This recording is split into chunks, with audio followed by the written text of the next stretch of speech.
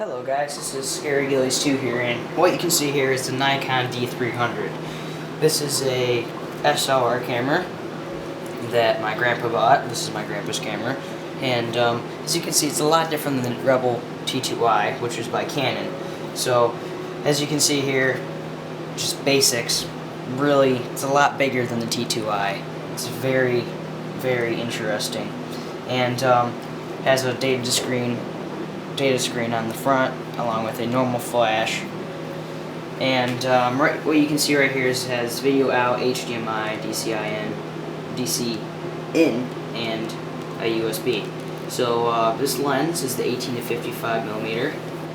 It's a really cool camera here, and you can get a battery grip and everything for it. So on the back here you have your settings, your menu. You can set it so that way you don't have to look through the viewfinder, but you can also look through here, just like you can do with the Rebel. And you have your ISO, your on and off switch here. It's a really cool camera. So it's pretty cool. Yes, I said that like 10 times, but Nikkor lens. Sometimes you can get them with the body only, and otherwise you can get them with the lens. Here is the Nikkor by Nikon 70 to 300 millimeter lens. This is my grandpa's lens. It's pretty cool, and it's a lot different than the Canon lens. It has less settings that you have to worry about. Actually, I don't see any stabilization or anything on this lens. It probably comes with it automatically, unless this is a manual lens. I do not know. And then this is a 50 millimeter, I believe this is the wide angle lens. And it's pretty cool actually. Yes, I said that like 10 times. I'm sorry guys, but you know, this is a really cool camera here, and it's a lot different than the T2i. It's a lot bigger too. It holds more memory. So the battery grip for this is actually, my grandpa doesn't have it yet. It's probably would extend it about here. This is a professional camera by Nikon, so it's 12 megapixels, and it can hold a lot of memory. He's got a 32 gig card in here, so as you can see, it's really big.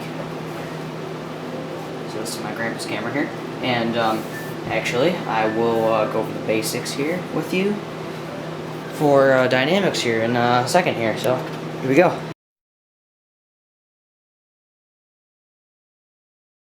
The Nikon D300 has a lot of very nice features. One is the anti-dust polymer, which is located on the outside of the camera.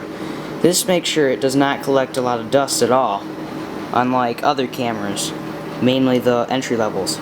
So as you can see here on this camera, it tends to have a bit of polymer on the outside, like for example right here.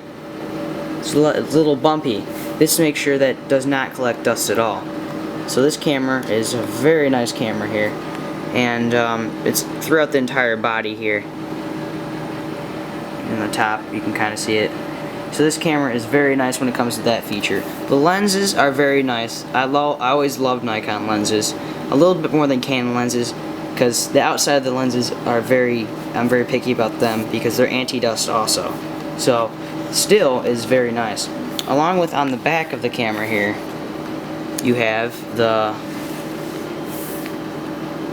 nice LCD display screen, which also allows you to view pictures, and you can also view what you're taking pictures of. Instead of through the viewfinder, you can look through the screen. Now, unlike some Canon cameras, Nikon has screen protectors, which are made of plastic, clear plastic that you can set on the outside, so that way your screen does not get bumped at all or scratched.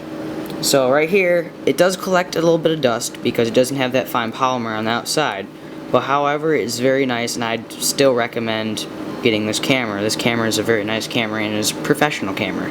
This is 12 megapixels.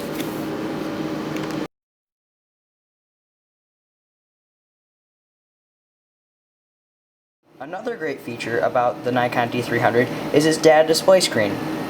This screen allows you to check battery life, ISO, in formats for the pictures, along with your spot meter. One great thing that you can see here is how many photos you have left. For example, my grandpa has a 32 gig card right now inside the camera, so you are allowed to take 771 photos right now. So this is once again another great feature about this camera, along with also the flash. It's great for putting speed lights on top of the camera, along with, if this could do video, unfortunately it does not, because this is a photography camera only. You could put a microphone on here like you can do with the T2i. So still is very great. One last great feature about the Nikon D300 is its vast capability of setting many lenses on. For example, my grandpa has the 50mm here, which is a Nikon, I believe, a wide angle lens, and a 70-300mm telephoto lens, which you can also set on. It comes with the 18-55mm, which is standard for pretty much a lot of SLR cameras. Still, it's very nice. The lens works really great, and you can also set on UV filters. Overall, the Nikon D300 is visually stunning. Its great capability of having many lenses and speed lights, along with its anti-dust polymer on the outside of the body. Overall, I'd rate this camera 10 out of 10 for photography use. This is Scary Gillies 2 here, signing off.